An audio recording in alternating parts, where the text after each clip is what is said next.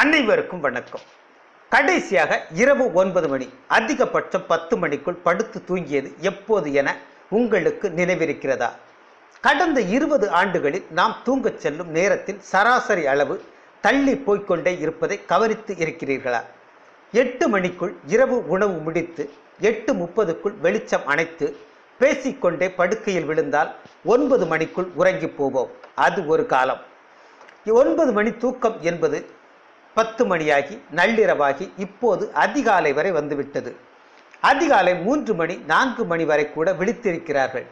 இரவு வேலையின் காரணமாக கண் விழிப்பது, என்றோ ஒரு நாள் தூக்கம் வராமல் இப்படியாவது என்பது எல்லாம் தனி. எந்த உடனடி காரணமும் இல்லாமல் தொடர்ந்து இரவுகளில் கண் விழிப்போர் பெருகி கொண்டிருக்கின்றனர். இதன் விளைவுதான் இந்த 20 ஆண்டுகளில் புதிதாக பெருகி பெருக்கெடுக்கும் நோய்கள். இரவு தூக்கம் தள்ளி போவதற்கும் நோய்களின் வருகைக்கும் நேரடி தொடர்பு உண்டு. தவறான வாழ்வியல் முறைகளால் ஏற்படும் உடல் பருமன், சர்க்கரை நோய், புற்றுநோய், இதய நோய், பக்கவாத நோய் போன்றவற்றால் பாதிக்கப்படுபவர்களின் எண்ணிக்கை வேகமாக அதிகரித்து வருகிறது. நம் இரவு தூக்கம் எதனால் தள்ளி போகிறது? நமக்கு ஏன் தூக்கம் வருவதில்லை? இதற்கு நமது உடல் பிரச்சனைகள், மன கவலைகள் தான் காரணம் என நினைக்கிறோம். இது முழு உண்மை அல்ல. உண்மையில் நாம் உறக்கத்தை தள்ளி போடும் ஒவ்வொரு நிமிடத்திலும் பல நிறுவனங்கள் பல கோடிகளுக்கு வருமானம் பார்க்க ஆரம்பித்து விட்டன.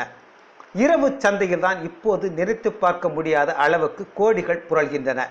இரவு சந்தை என்பது முழுக்க டிஜிட்டல் சந்தை. டிஜிட்டல் பொருட்களை நாம் சரியாக அணுக தெரியாமல் தடுமாறுவதையே வியாபாரம் ஆக்கி வருகிறார்கள். அதிகரித்து வரும் காஸ்ட் ஆஃப் லிவிங் மற்றும் குடும்ப கடமைகளை சமாளிக்க தனக்கு பிடிக்காத வேலைகளையும் செய்தாக வேண்டும். அதுவும் தொழிலாளர் சட்டத்தை மதித்து 8 மணி நேர வேலையெல்லாம் கிடையாது. குறைந்தது 10 மணி நேரம் உழைக்க வேண்டும். அதில் டார்கெட்டை எட்டி பிடிக்க வேண்டும்.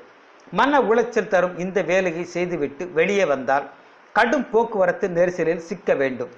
சோர்வுடன் வீட்டுக்கு வந்து விழுந்ததுமே டிவியை ஆன் செய்து விடுகிறார்கள். அந்த மாய உலகத்தில் வெறியும் வண்ண காட்சிகளில் மனம் மயங்குகின்றனர். இளம் வயதினர் மட்டுமின்றி பலரும் ஸ்மார்ட் போனில் ஃபேஸ்புக், வாட்ஸ்அப் என மூழ்க ஆரம்பித்து விடுகிறார்கள். சமூக வலைத்தளங்கள் என்னும் உலகத்திற்கு சென்று விட்டால் அங்கு அதற்கான வேடம் தரித்து பலர் பிஸியாகி விடுகிறார்கள். முன்னரெல்லாம் இரவு உணவு முடித்ததும் திண்ணையில் ஓரிரு மணி நேரம் நண்பர்களோடு உட்கார்ந்து பேசிவிட்டே உறங்கச் செல்வார்கள். வீட்டு திண்ணை வாட்ஸ்அப் ஆனது. வாட்ஸ்அப் உரையாடலில் நேரம் போவதே தெரியவில்லை. சொந்த வீட்டில் இருப்பவர்களுடன் கூட வீட்டில் இருந்து கொண்டே சமூக வலைத்தளங்களின் வழியே தொடர்பு கொள்பவர்களும் இருக்கிறார்கள். இது உண்மை. தினமும் நள்ளிரவை தாண்டிய சாட்டிங்கிற்கு பிறகு குட் மார்னிங் சொல்லிவிட்டுத்தான் படுக்கைக்கே செல்கிறார்கள். இரவு உறங்கி கொண்டிருக்கும் பொழுது திடீரென எழுந்து ஃபேஸ்புக்கில் போட்ட மெசேஜுக்கு எத்தனை லைக்ஸ், வாட்ஸ்அப்பில் மெசேஜ் வந்திருக்கிறதா என அடிக்கடி செய்து கொண்டே இருப்பதை கம்பல்சிவ் பிஹேவியர் என சொல்லும் ஒரு வகையான மனநல பிரச்சனை என்றும், கண்டிஷனல் இன்சோம்னியா என தூக்கமின்மை நோய் என்றும் மருத்துவர்கள் சொல்கிறார்கள். பலர் தினமும் காலையில் விழித்து எழுந்ததும் செய்யும் முதல் வேலை என்ன தெரியுமா? தலையணை அருகே இருக்கும் மொபைலை எடுத்து இன்டர்நெட்டை ஆன் செய்து வாட்ஸ்அப்பில் ஏதேனும் மெசேஜ் வந்திருக்கிறதா என பார்ப்பது தான். நாம் எவ்வளவு தூரம் சமூக வலைத்தளங்களுக்கு அடிமையாகி வருகிறோம் என்பதை உடனடியாக உணர வேண்டிய தருணம் இது.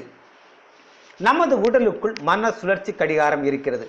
பொதுவாக சூரிய உதயத்தின் போது எழுந்து உற்சாகமாக வேலை செய்வதும், சூரியன் மறைந்த பின்னர் இரவு உணவை முடித்துவிட்டு உறங்கச் செல்வதும் தான் இயற்கையோடு இணைந்த வாழ்வு. ஏன் நாம் சூரிய வெளிச்சத்தில் மட்டும் இயங்க வேண்டும் என்பதற்கு அறிவியல் விளக்கமும் உண்டு. சூரியன் மறைந்த பிறகு இருட்டும் நேரத்தில்தான் மெலட்டோனின் முதலான பல ஹார்மோன்கள் நமது உடலில் சீராக சுரக்கும். நாம் இரவு நேரத்தில் உடலுக்கு ஓய்வு தந்து உறங்கும் போதுதான் மெட்டபாலிசம் எனும் வளர்சிதை மாற்றம் உடலில் சீராக நடக்கும். நமது உடல் வளர்ச்சிக்கு தேவையான குரோத் ஹார்மோன், பெண்கள் மற்றும் ஆண்களுக்கான ஈஸ்ட்ரோஜன், டெஸ்டோஸ்டரான் போன்ற பிரத்யேக செக்ஸ் ஹார்மோன்கள் சமச்சீராக சுரக்கும். முறையற்ற இரவு தூக்கத்தால் ஹார்மோன்கள் சீராக உற்பத்தி செய்யப்படாமல் பல நோய்கள் வருவதற்கான வாய்ப்புகள் உண்டு. கடந்த சில வருடங்களாக குழந்தை பேரின்மை பிரச்சனை இளம் தம்பதிகளிடம் அதிகரித்து வருகிறது. ஒழுங்கற்ற தூக்கத்தால் பயம், பதற்றம், சோர்வு ஆகியவை வருகின்றன. மனநலன் சார்ந்த பல பிரச்சனைகள் வருவதற்கும் இதுதான் காரணம். இரவு நெடுநேரம் கழித்து உறங்குவதாலும் போதுமான நேரம் தூங்காததாலும் ஆழ்நிலை தூக்கம் அடையாமல் மேம்போக்கார தூங்குவதாலும் மெல்ல உடற்பருமன், சர்க்கரை நோய், குறிப்பாக இரத்த அழுத்தம், ஸ்ட்ரோக் ஆகியவை வருவதற்கான வாய்ப்புகள் இருக்கின்றன. எல்லோராலும் இயல்பாக உடனடியாக தூங்கிவிட முடிவதில்லை. ஒவ்வொருவருக்கும் தூக்கம் தடைபடுவதற்கு வெவ்வேறு காரணிகள் இருக்கின்றன. பொதுவாக தூக்கத்தை பாதிக்கும் காரணி வெளிச்சம்தான். இருள்தான் மனிதர்களுக்கு தூக்கத்தை தூண்டும். அதனால்தான் வெளிச்சத்தை அணைத்துவிட்டு தூங்குகிறோம். சமீப ஆண்டுகளாக இரவிலும் வெளிச்சம் கண்களை பறிக்கிறது. வீதிகளில் மட்டுமல்ல, வீட்டுக்குள்ளும் இரவு வெளிச்சம் அளவுக்கு அதிகமாக அதிகரித்து விட்டது. ஒரு காலத்தில் மின்சார விளக்கு மட்டும்தான் நமக்கு இரவு வெளிச்சம். பிறகு டிவி வந்தது. கம்ப்யூட்டர், செல்போன், லேப்டாப், டேப்லெட் எல்லாம் வந்துவிட்டன. அனைத்தும் அதி உயர் வெளிச்சத்தை உமிழ்கின்றன. இதனால் நமது தூக்கம் தள்ளி போகிறது. மொபைல் வெளிச்சம் தூக்கத்திற்கு கடும் எதிரி. பலர் அரை விளக்குகளை அணைத்துவிட்டு மொபைலில் நோண்ட ஆரம்பித்து விடுகிறார்கள். கண்களுக்கு அருகில் வைத்து மொபைலை பயன்படுத்தும் பொழுது அந்த வெளிச்சம் நமது கண்களையும் மூளையையும் பாதிக்கும். தூக்கத்தை தாமதப்படுத்தும். ஒவ்வொருவருக்கும் வேலை நேரம் என்பது வித்தியாசப்படும். வேலைக்கு ஏற்ப தங்களது வாழ்வியல் முறையை ஆரோக்கியமான வகையில் மாற்றிக்கொண்டால் பிரச்சனை வராது. பொதுவாக இரவு 9 மணிக்குள் உறங்குவதும் காலை 5 மணிக்குள் எழுவதும் தான் சிறந்தது. அதிக தூக்கம் எப்படி ஆபத்தோ அதே போல குறைந்த தூக்கமும் ஆபத்தானது. இரவு தாமதமாக உறங்கினாலும் காலையில் அலாரம் வைத்து சீக்கிரமாக எழுந்து விடுவது தவறு.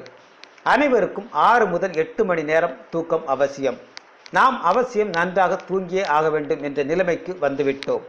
நேர மேலாண்மையை சரியாக கையாள தெரியாதவர்கள் தடுமாறுகிறார்கள்.